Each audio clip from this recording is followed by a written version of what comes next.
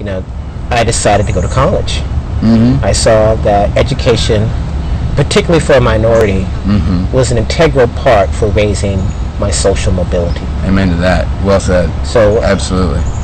And through that process of going to college, you know, I had met someone from another country, and we started dating, and we ended up studying together here at the same university. Neat. And one of the things I learned was how, I started traveling abroad around 1998. Okay. Year after I got here. Right. I started traveling abroad then, and living in another part of the world, seeing another culture, interacting with, thinking in Americans, interact with other whites in another country. Yeah. I didn't see those attitudes and beliefs projected on to me. Great. From people who didn't know me. Good. For example, like, from people who didn't know you. Right. So you got treated good. That's good to hear. Well, my white brethren, you know. Well, an example of growing up in the South is, let's say I wanted to date someone white. Well, or if I go into a disco or a club, or I'm at school, I would have to consider the fact that they grew up with an attitude or a belief from their parents or grandparents. Sure. That this is not a comfortable thing to do. Your word. You know, not that they have anything against black people, but it's just not a. You know, seeing it's just not done. It's not done. It's a traditional thing that's not done. Yeah.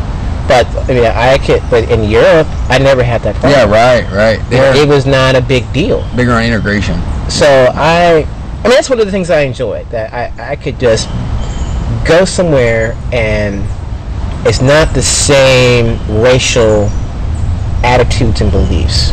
Yeah. In Europe, it's more based upon nationalism, socioeconomic. Status? Yeah, something. But I don't know. But coming back, I'm just being reflective here because I didn't prepare for any of this. Yeah, well, that's the thing about it. Yeah, me either. I keep saying a lot. No, actually, you're speaking quite well. Okay. We were talking about language. He's a language guy. No. So we were talking about it, but yeah, you are. Don't deny it. It's an interest. It doesn't even have to be Einstein. Yeah. It's an interest. You're definitely a language guy. It's an interest. But let me get my train of thought. My bad, dude. Wasn't even me. But I don't know. But living in Europe, I was able to turn around and see across the ocean how the type of attitudes about race, not just with whites, but with blacks or African Americans, how a lot of it are just social constructs. Yeah. That really create a lot of friction and division, like the terms black or white. I mean, do you look really white? You know what I mean? The color makes the most sense to me of all the names you call somebody. Nicknames. Right. Color, we're different in color. But, I mean, in this country, racism is institutionalized. Yes. Namely, with the Census Bureau, it uses the terms white, black, African American, Asian, Latino. Trying to be right, and if you come from another country where they don't use these terms, then your sense of identity gets obfuscated.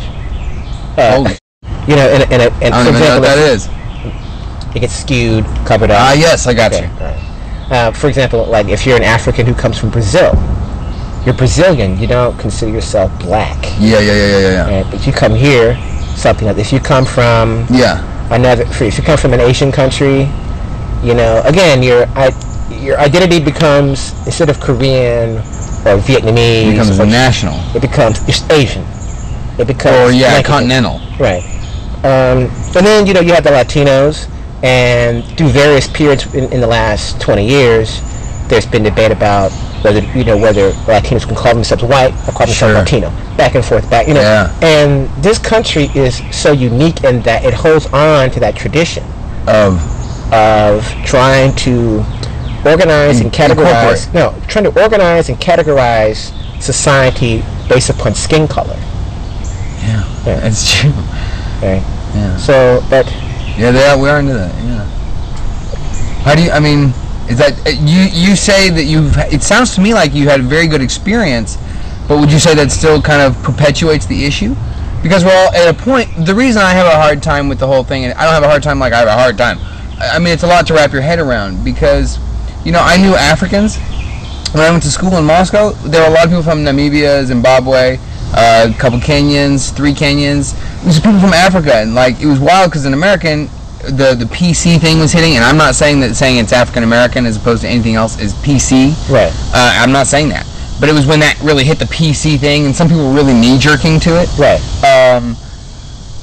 I was in Moscow, and there's this kid. There were several kids, but I had several friends, and he was from the middle of Africa. Spent a lot of time in France. But you know, he was from Namibia. I'd never heard of it, and he had a brother. Real cool cats.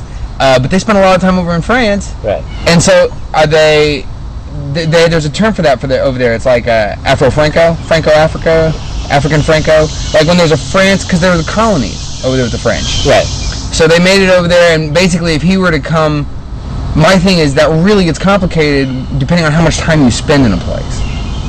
Like what if he spent a lot of time in Asia as well? Right. You know, like in terms of his own self-image. You're right, people would be like, well, you're black.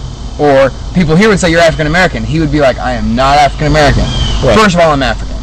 Because with you know, using these terms to categorize people, you already assume just before you see them that they have a certain amount of money, a certain level of intelligence. They do assume a lot. You know, and it leaves a lot of misconception, a lot of misunderstanding on both sides. But one of the things that I've seen is within the general African American attitude is one that's transcending skin color.